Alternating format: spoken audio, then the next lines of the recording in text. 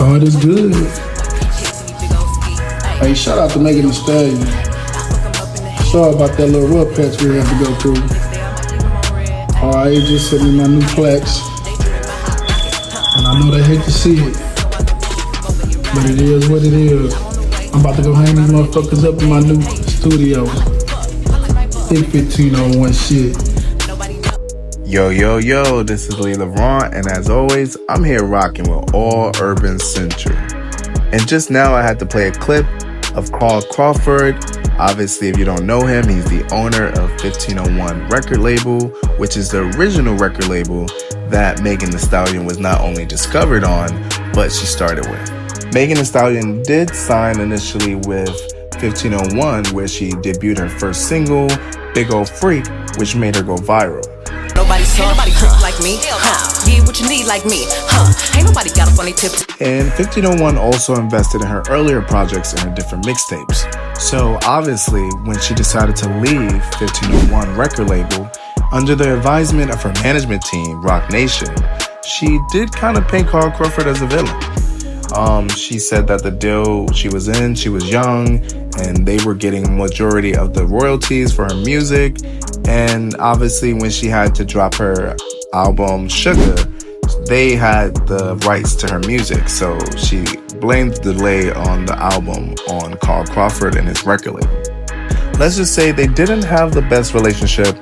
And when she did have the ability to discuss her record deal with them, it wasn't pretty much in a good picture. So they did finally settle their deal in a settlement.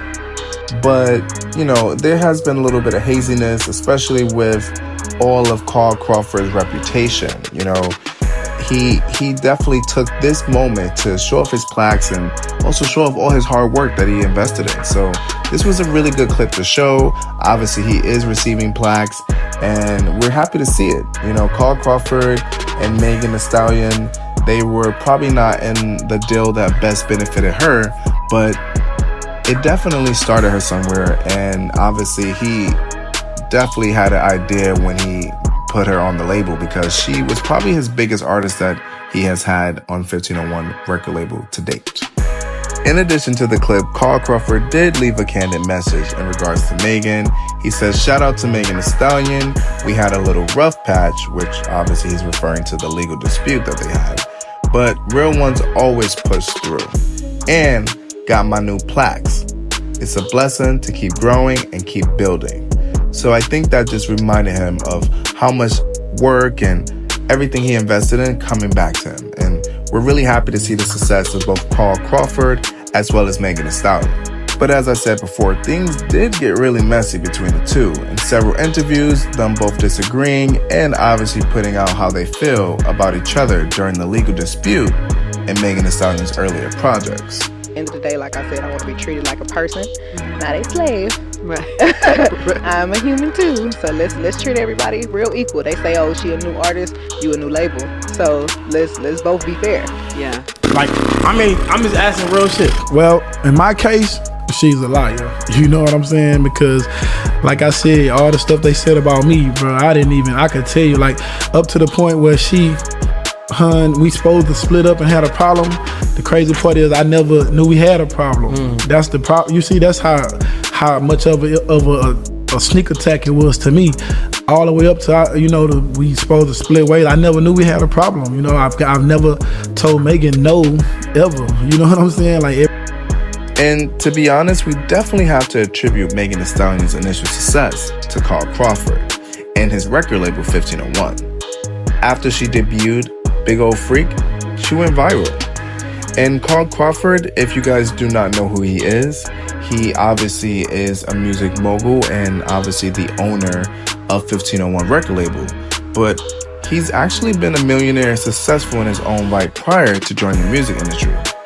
Carl Crawford is also famously known as an MLB player. He made millions and a name for himself, successfully and respectfully hitting home runs. So it's no wonder he was able to do the same in the music industry.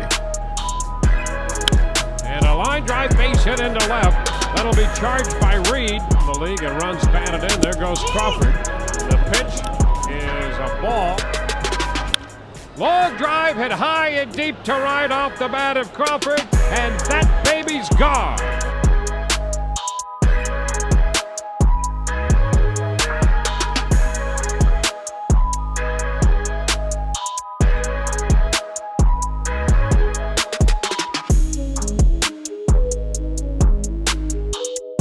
Overall, we love seeing that Megan Thee Stallion and Carl Crawford can kind of get through that rough patch. I'm not really sure how Megan Thee Stallion is feeling towards Carl Crawford. Obviously, in her earlier interviews and the way she depicted the relationship and the dynamic between her and the record label, she felt a little manipulated and obviously taken advantage of. But it seems like Carl Crawford has made it through, obviously, what it seemed is like a bad storm of media and press, which could have damaged his reputation and future in the music industry. So we're just happy to see that he obviously gained all of his returns on his investments, and we hope to see more of a good dynamic between both him and Megan. But as always, we have to ask, what do you think?